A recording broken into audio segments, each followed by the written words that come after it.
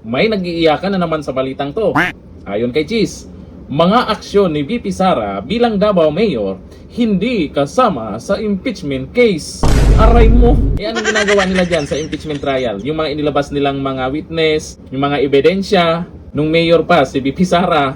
Paano yan? Presiding officer na mismo ang nagpaalala sa inyo dyan. Kayo naman kasi, hindi nyo na iniisip kung ano yung nasa batas. Nga, biro ng mga netizens. Baka gusto nyong isama yung mga ginagawa ni VP Sara nung grade 1, yung kinder. Nilinaw ni Impeachment Court Presiding Officer, Senator Chis Escudero, na hindi sakop ng impeachment case ang mga naging aksyon ni Vice President Sara Duterte noong alkalde pa siya ng Davao City. Naku, na-hurts na naman ang mga anti-Duterte dito. Malamang itong si Chis Escudero, pagtutulungan na naman nila gamit ang mga trolls nila na i-bash sa social media. Paano yan? Siya yung presiding officer yan.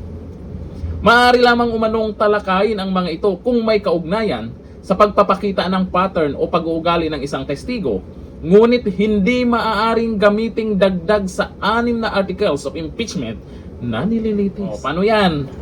Nga. Inis na naman kayo kay Escudero.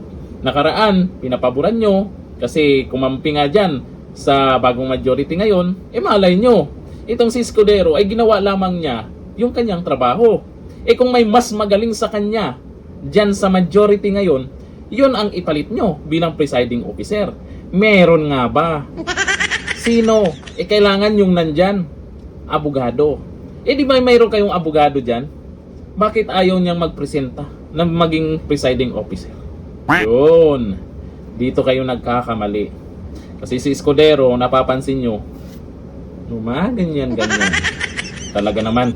Maraming nag-iiyakan ngayon sa balitang yan. Pero, marami pong pumabor kay Senator Chis Escudero bilang presiding officer. Ayun po dito kay Rodi Bacalso. Good job, Chis. Tingnan nyo. Sabi ni Adjo Itan, aray ko, iyak. May nag-iiyakan ngayon. Sabi ni Peter Suarez, Sir Chis, good job. Sabi ni Kular Galor, thank you at totoo naman. Ito, sabi ni John Patalinghog. Ito, sabi niya, isali daw simula naging grade 1 student pa siya, sabi ng prosecutor. Hindi, yan po kasi yung mga, kumbaga, mga, alam nyo naman yung mga netizens ay kahit papano, ay nagbibigay ng mga idea kung ano yung dapat nyong gawin. Sinimulan nyo na yung ginagawa nyo nakaraan, na inilabas yung mga ginagawa ni VP Sara nung mayor pa siya, di labas nyo na lahat. Diba? Kahit nung grade 1 siya o kinder pa siya. O ngayon, ang resulta ng nilinaw ng presiding officer, yung mga atat na ma-impeach si VP Sara, mukhang nawawala na rin sila ng pag-asa. Nga. Hanggang dito lang, thank you. Bye-bye.